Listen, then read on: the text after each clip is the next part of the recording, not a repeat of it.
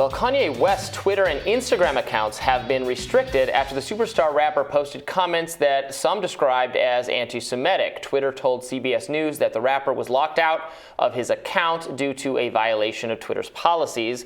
Twitter did not specify what specific policies had been broken, but the account restriction came after West posted a tweet in which he threatened to go DEFCON 3 on Jewish people on Saturday. In the tweet, which has been subsequently removed, West also said, "The funny thing is I can't actually be anti-Semitic because black people are actually Jewish also."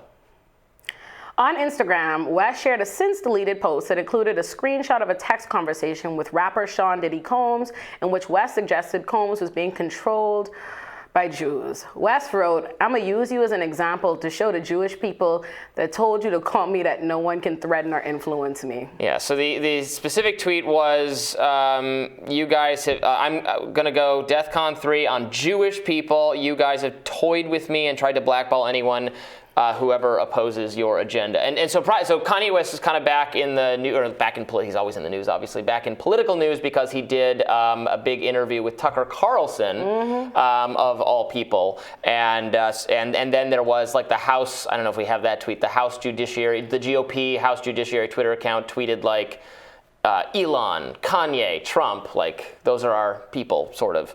So Kanye being kind of claimed as a conservative celebrity right now, in part because of, and then what he said about abortion, which I think we have. Let's play that. The lanyard's still on from it, and there's a photograph on it. What is that? It's a photograph of a baby's ultrasound. Why is that? And that you designed that? Yes. Why? What does that mean? It just represents life. I'm pro-life. Boy, so you wear it on a badge. What kind of response do you get? And good, amen. I agree. I don't care about people's responses. I care about the fact that there's more black babies being aborted than born in New York City at this point. That 50% of black death in America is abortion. So I really don't care about people's responses. I perform for an audience of one, and that's God. All right, so to return to the actual hook of this, the suspension from Twitter, I guess that tweet violates a policy. You guess? I mean, I agree that it is vague, at least maybe more than vaguely anti-Semitic. It speaks to some anti-Semitic tropes. I don't know that it is more malicious or hateful than tons of other stuff you can encounter on the platform all the time. I want us to stop being in a world where we acknowledge that something is hate speech or something is hateful. The community has expressed that it is hateful, and then we try and water it down, or compare it to other hateful things, or how this hateful thing was handled versus this is hateful. This is the thing. It's not, people are calling it anti-Semitic. Specifically, Jewish people themselves are calling it anti-Semitic because it is. All right. Do you know who's the premier authority on anti-Semitism? The Jewish people. I'm going to let them as a community, and also it's a pretty vile, very clearly that, filled with, it's not only anti-Semitic, but it's absolutely stupid.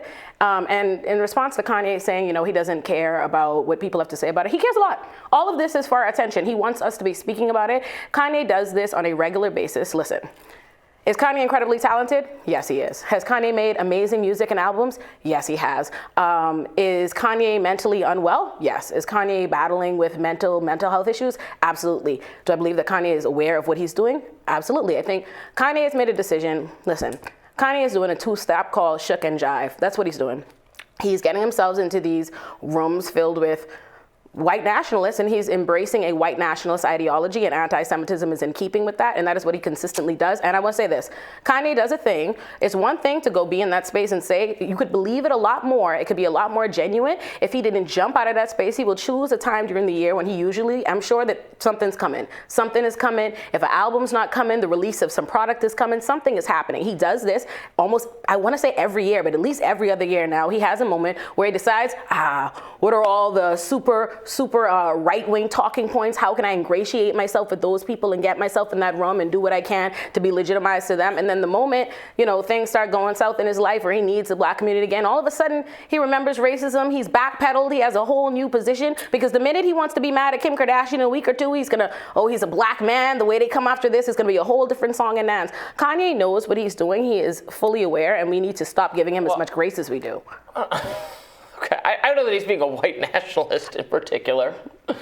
Yeah, no, he is. I mean, in those remarks, he talked about his I mean, without getting where do you think into that a whole talking abortion point debate, he got into a whole. And where do you think that talking point came from? This whole idea, you take a party and a community of people that largely are not interested in what the problems and plights of the Black community, certainly not helping them or addressing them. And I know this because the Black community largely talks about the issues that we have. We talk about being profiled. We talk about being incarcerated. We talk about our communities being under-resourced. We talk about not having money given to our health care, our housing, our infrastructure, but you are constantly being policed and prosecuted. You don't have nothing to say about that in those communities. The same Republican Party. White nationalist? I'm going to tell you he's a white nationalist. Yes, I say he's embracing white nationalism. He absolutely is. Just because, let me just say this: racism is not just something that can be peddled by white people. If you live in a society that has white supremacist ideology or systemic racism, you can internalize that in the same way. And also, as a Black person, we're aware of what it is that you can say.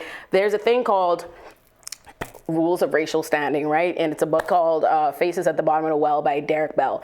And they discuss this. As a Black person, you enter these rooms, these corporate situations in white America, and you have an opportunity to be the Black person that legitimizes the white talking points, the Black person that is tokenized by speaking against the collective interest or the collective opinion of what is the community at large. What Kanye has done is, when it is to his advantage, he gets in these rooms and he peddles those talking points, and the abortion one in specific. That is something that right-wing people and Republicans have used to pretend to re-characterize an argument as though they are looking out for us. They're a very paternalistic and disingenuous approach. But this whole idea that, oh no, we care about Black people. Black people are being harmed by abortion, and that's why. Nonsense. It's nonsense. It's foolishness. Kanye knows what he's doing, and he does it all the time, and then he backpedals, and that's my position on that, and I don't got no more grace for Kanye. I don't agree with that. I think he is a little bit kooky, and he doesn't have well-formed political ideas because he's a celebrity, and usually celebrities don't have very well-formed or consistent or smart opinions. Except he's peddling out. He's not just coming with half-baked ideas he just barely heard. He is coming with specific ideology that has been peddled by a party for decades. These are very these are very entrenched, like philosophical thought. That tweet isn't being. The anti-Semitism that's in there, the idea that Jews, and I don't even want to legitimize nonsense, but the idea that Jews control everything or Jews are blackballing people, or that very much so, that is an old anti-Semitic trope that has been pat. That is not new. Kanye didn't come up with that. So what I'm saying, he knows what he's doing, he knows what he's saying, and it's not a coincidence that, again, you go on Tucker Carlson, and now suddenly you switch your agenda to, now I'm gonna attack the Jews. I'm gonna go with these known very old anti-Semitic tropes. It's just what that is. He knows what he's doing.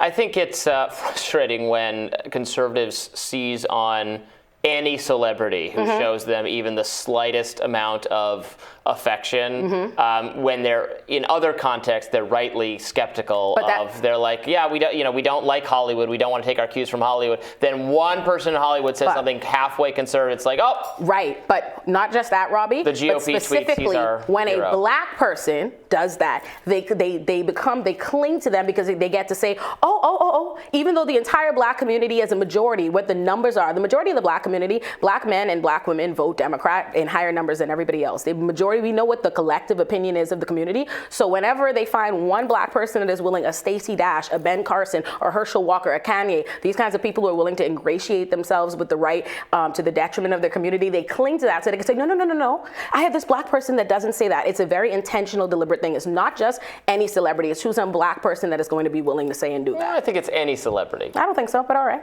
Well, respectfully disagree. Definitely any celebrity. I mean, but there are Black people who feel differently than you, and differently I spoke to what is the collective opinion. Let me put it to you this way: Kanye has been a widely hated character, but most of his career by somebody, right? But the majority of Kanye's initial career before we were aware of Kanye's mental health issues or any of these things in the most recent years, this exact community that suddenly they have Kanye's name with the Elons they have with them, they did not like Kanye until Kanye came out and started peddling Republican right-wing nonsense. That's just the truth. So there's a reason for that.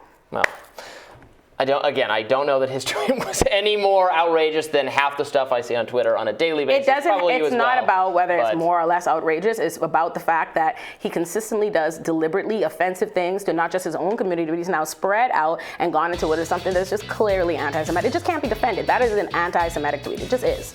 Well, we will continue this discussion at a later date and have more Rising right after this.